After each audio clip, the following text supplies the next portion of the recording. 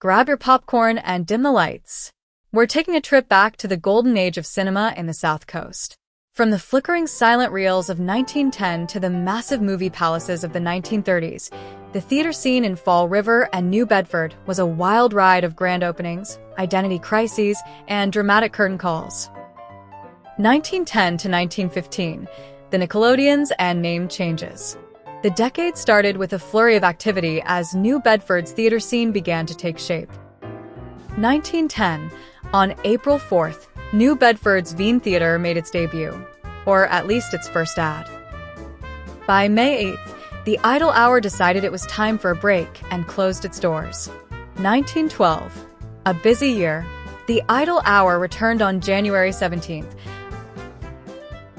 followed by the Big Nickel opening on March 11th and the Gaiety on November 18th. Over in Fall River, the Premier Theatre got a Christmas makeover, reopening as the Puritan on December 25th. 1913, identity crises were the theme of the year.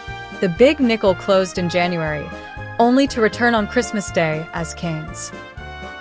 The Puritan in Fall River closed and reopened within a month, while New Bedford saw the arrival of Allen's, February 20th, and the return of the Majestic. Sadly, the Gaiety took its final bow. 1914, Cain's Theatre had a midlife crisis, changing to the Bijou on February 23rd, closing in May, and then reverting back to the Big Nickel in August. Fall River added the Plaza to its roster on April 12th, while New Bedford lost Hathaway's. 1915, the Idle Hour lived up to its name and closed again on October 9th. 1916 to 1919, grand entrances and great escapes. The mid-teens brought some of the most iconic names to the area. 1916, New Bedford's massive Olympia Theatre opened on April 2nd. The Veen rebranded as the Strand, July 17th, and the Big Nickel transformed into the Colonial, September 18th. Fall River also welcomed the Globe Theatre. 1917, the National in New Bedford officially closed. 1918, a landmark year, Fall River Strand opened on March 13th. On November 18th, the Empire opened with a daring claim. It was the only theater in the USA built without outside fire escapes. New Bedford's Rialto also joined the party that same day. 1919, the Globe in Fall River dimmed its lights for the last time. 1920 to 1929, the Roaring Twenties and movie palaces.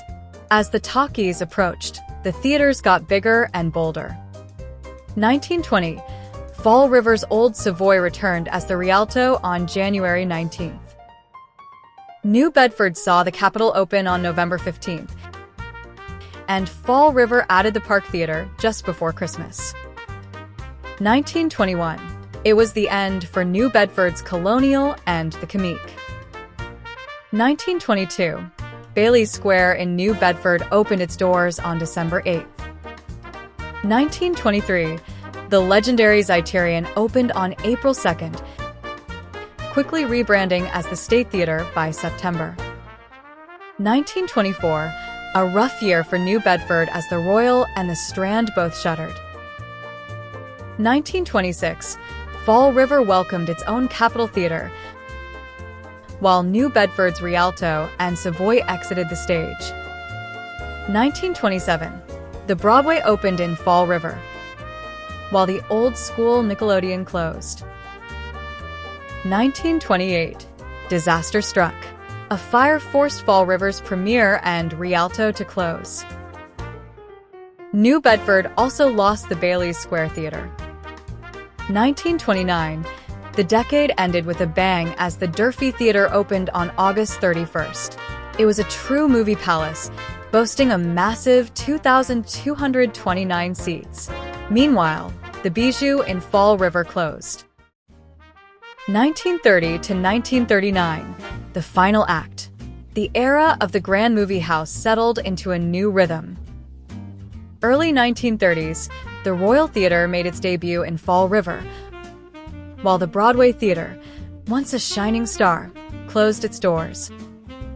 Thanks for watching. If you enjoyed this trip down memory lane, don't forget to like and subscribe for more deep dives into local history.